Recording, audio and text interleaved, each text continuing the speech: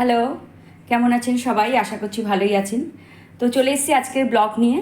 তো আজকে আমি একটা পটল আলু দিয়ে একটা তরকারি রান্না করব, আর এখানে আমি একটা ডিম নিয়ে নিয়েছি। তো প্রিপারেশনটা আজকে আমি ফার্স্ট টাইমই রান্না করছি এই রেসিপিটা। তো আপনারা আমার সঙ্গে থাকুন, দেখতে থাকুন কিভাবে আমি এটা তৈরি করছি। আমি প্যানে তেল দিয়ে দিয়েছি। এইবার আমি একটা বড় সাইজের পেঁয়াজ আর দুটো কাঁচা লঙ্কা কুচো করে নিয়েছি, এটা এবার ভেজে নেব।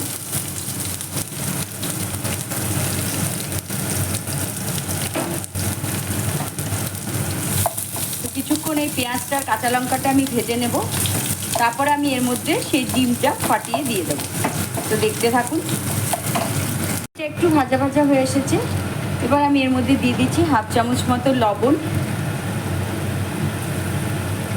আর হাফ চামচ মতো হলুদ গুঁড়ো আর হাফ চামচ মতো দিয়ে দেব গোলমরিচের গুঁড়ো, মানে ব্ল্যাক পেপার। তো এবার এটাকে আমি আরেকটু ব্রাউন করে ভেজে নিচ্ছি। এরপর আমি এর মধ্যে ডিমটা ফাটিয়ে দিয়ে দেবো। তো দেখতে থাকুন, সঙ্গে থাকুন। আমি ফাটিয়ে দিয়ে দিয়েছি। ফাটানোর সময় আমি ভিডিওটা করতে পারিনি, কিন্তু ফাটিয়ে দেওয়ার পরে আমি আপনাদেরকে দেখাচ্ছি।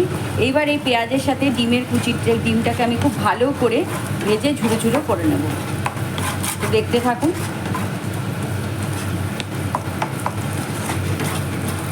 আলু পটলের রেসিপির এটা একটা পার্ট। আজকে আমি ফার্স্ট টাইম এটা রান্নাটা করছি। নিজের মন থেকেই এটা বের করেছি যে কীভাবে একটু আলু পটলটাকে ডিফারেন্ট টাইপের রান্না করা যায় এবং স্বাদটা একটু ডিফারেন্ট হয়। তো আপনারা প্রথম থেকে শেষ অবধি ভিডিওটি দেখবেন প্লিজ, নাহলে বুঝতে পারবেন না। তো আমি ডিমের ঝুড়িটা ভালো করে তৈরি করে নিই। তো দেখতে থাকুন। ঝুড়িটা রেডি হয়ে গেছে। এবার আমি এটাকে ঢাকা দিয়ে একপাশে রেখে দিচ্ছি। এবার আমি পটলের প্রিপারেশনটা নিচ্ছি, দেখতে থাকুন। তো এখানে একটা কড়াই আমি তেল দিয়ে দিয়েছি। এবার আমি কেটে রাখা পটলগুলো ভেজে নেব। তো আমার এখানে পটল কেটে রেডি হয়ে গেছে। দেখুন, আমি পটল কেটে নিয়েছি। এইবার আমি পটলগুলোকে এই তেলের মধ্যে ভেজে নেব। তো দেখতে থাকুন। পটলটা ছাড়ার আগে আমি এখানে অল্প হাফ চামচ মতো হলুদ দিয়ে দিয়েছি, যাতে তেলটা আমার গায়ে না ছেটে। এইবার আমি এখানে পটলগুলো সব তেলে দিয়ে দেবো। যে কোনো রান্নার আগে যদি তেলে কিছু ছাড়ার আগে যদি একটু হলুদ দিয়ে দেওয়া যায়, তাহলে তেলটা কিন্তু গায়ে ছিটে আসে না। এক এক সময় আমাদের হয়তো মনে থাকে না, আমরা চট করে দিয়ে দিই, কিন্তু খেয়াল থাকলে অবশ্যই এই টিপসটা আপনারা ট্রাই করবেন। এটা কিন্তু সত্যিই খুব ভালো। তো আমি সব পটলগুলো দিয়ে দিচ্ছি।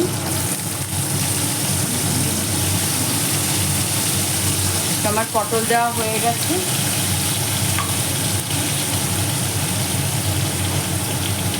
এবার আমি হাফ চামচ মতো লবণের মধ্যে দিয়ে দিচ্ছি। লবণ হলুদটা দিয়ে দেওয়ার পরে, হলুদটা তো আমি আগেই দিয়েছিলাম, আর লবণ একটু হাফ চামচ মতো দিলাম। এবার আমি পটলটাকে খুব সুন্দর করে ভেজে নেব। তো পটলটা ভাজা হতে থাকুক, আপনারা দেখতে থাকুন। তো আমার পটলগুলো সব ভাজা হয়ে গেছে।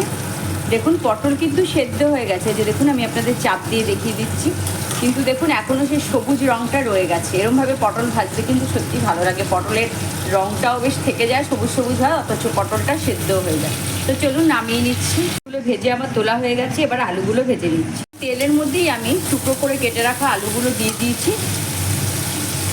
একটু হলুদ তো ছিলই তেলে, তো একটু অল্প হলুদ দিলাম, একদম হাফ চামচেরও কম, আর লবণও দিলাম হাফ চামচেরও কম। তো এবার পটলগুলো যেমন ভেজে নিয়েছি, এবার আমি আলুগুলো সুন্দর করে ভেজে নিচ্ছি। তো দেখতে থাকুন। আমার আলুগুলো ভাজা হয়ে নিয়েছে। আমি আলুগুলোকে একটা সাইড করে দিয়ে এবার মাঝখানে একটু জায়গা করে নিয়েছি যেখানে তেলটা রয়েছে। এর মধ্যে আমি দিয়ে দিচ্ছি 3টে কাঁচা লঙ্কা।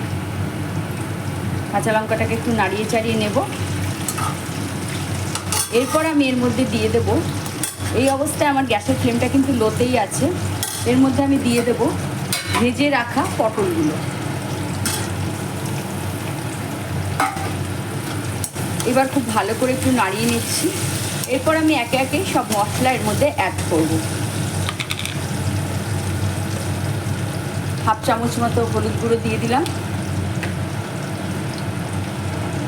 লবণও দিলাম হাফ চামচ মতো। প্রতিবারই আমি হাফ চামচ করে ইউজ করেছি, কারণ বেশি দিলে এতে বেশি হয়ে যাবে, আর আমাদের বাড়িতে আমরা লবণ একটু কমই খাই। তো হলুদ গুঁড়ো লবণ গুঁড়ো দেওয়ার পর আমি কিছুক্ষণ এটাকে নাড়িয়ে চাড়িয়ে নিচ্ছি। তো দেখতে থাকুন।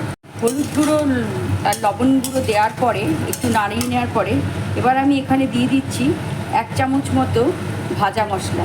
আমি কিছুদিন আগেই ভাজা মশলাটা কী কী দিয়ে তৈরি করেছি সেই ভিডিও আমার চ্যানেলে আমি পোস্ট করেছি, আপলোড করে দিয়েছি। আপনারা যারা মিস করে গেছেন, মানে এখনও দেখেননি, তারা আমার চ্যানেলটিকে সাবস্ক্রাইব করে সার্চ করলেই ভাজা মশলা কী ইনগ্রিডিয়েন্টস দিয়ে আমি তৈরি করেছি সেই ভিডিওটি তার মধ্যে দেওয়া আছে, আপনারা পেয়ে যাবেন।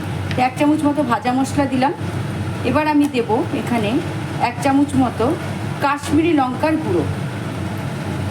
কালার হবে অথচ ঝাল হবে না, খেতে ভালো লাগবে। আর দিয়ে দেব 1 চামচ মতো গোলমরিচের গুঁড়ো।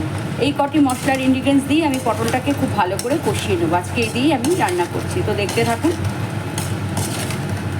এটা কিন্তু খুব ঝোল ঝোল হবে না, একদম ঝোল পটল হবে না, ঝোলটা ঘন হবে, একটু গ্রেভিটা ঘন ঘন হবে, একটু কম মাখো মাখো টাইপের হবে। তো দেখতে থাকুন। সব পটল আলুগুলোকে আমি এই মশলার সাথে ভালো করে কষিয়ে নিচ্ছি। আমি এরকম মাঝারি বাটির 1 বাটি জল এর মধ্যে দিয়ে দেবো ঝোলের জন্য। তো আমি বাটিটা আপনাদের দেখিয়ে দিয়েছি, আমি অল্প করেই এতে ঝোল দিচ্ছি, খুব বেশি ঝোল দেবো না, যদি লাগে তাহলে আপনারা দিতে পারেন। তো আমার দেখে মনে হচ্ছে এতে ওই বাটিরই আর একটু হাফ লাগবে, আমি তো 1 বাটি দিয়েছি, আর একটুখানি লাগবে। প্রথমে আমি ওই মাঝারি বাটিটা যেটা আপনাদের দেখিয়েছি সেটার 1 বাটি জল দিয়েছি, এবার আমি তাতে দিয়ে দিলাম আরও হাফ বাটি মতো জল। তো টোটাল আমি মাঝারি বাটিটা দিয়ে 1.5 বাটি মতো জল দিয়েছি। এবার আমি এটা ভালো করে ঢেকে দেবো, ঢেকে দিয়ে ভালো করে ফুটতে দেবো। রঙটা কি সুন্দর এসছে দেখুন। কিছুক্ষণের জন্য ফুটতে দিলাম ঢেকে। তো 5-7 মিনিট পরে আমি ঢাকনাটা খুলে নিলাম। এবার দেখুন ঝোলটা কিন্তু বেশ টেনে গেছে এবং পটল আলুগুলো এই যে দেখুন, এই যে আলু পটল সব সেদ্ধ হয়ে গেছে। এই যে দেখুন পটলের কিন্তু সবুজ রঙটা বজিয়ে আছে। সবুজ সবজি রান্নার পরেও যদি সবুজ কালারটা থাকে তাহলে কিন্তু সত্যি দেখতেও ভালো লাগে এবং খেতে তো অবশ্যই ভালো লাগে। তো আমি এই ঝোলটিকে আরেকটু টানিয়ে নেব। এই পর্যায়েতে আমি যে ডিমটাকে পেঁয়াজ দিয়ে ভেজে রেখেছিলাম, আপনাদের দেখিয়েছিলাম, কিছুটা আমি এর মধ্যে মিক্সড করতে দিয়ে দেবো। কিছুটা আমি দিয়ে দিলাম এখানে, আর কিছুটা আমি রেখে দেবো। সেটা আপনারা ভিডিওটা দেখতে থাকলেই বুঝতে পারবেন একদম প্রথম থেকে শেষ অবধি। কিছুটা ডিম কুচি আমি এর মধ্যে মিশিয়ে দিয়েছি, এরপর নামিয়ে আপনাদের দেখাচ্ছি। নামানোর পর তরকারিটা দেখুন দেখতে এরকম হয়েছে, অল্প অল্প ঝোল গ্রেভি গ্রেভি আমি রেখেছি। এরপর আমি যে জিনিসটা এর মধ্যে দেব সেটা আমি যে ডিমের কুচিটা তৈরি করে রেখেছিলাম পেঁয়াজ এবং লঙ্কা দিয়ে, সেটাকে এর ওপরে আমি ছড়িয়ে দেব। তো দেখতে থাকুন, খুব সুন্দর দেখতে হয় এবং খেতেও কিন্তু খুব স্বাদ হবে, গন্ধটা খুব ভালো বেরিয়েছে।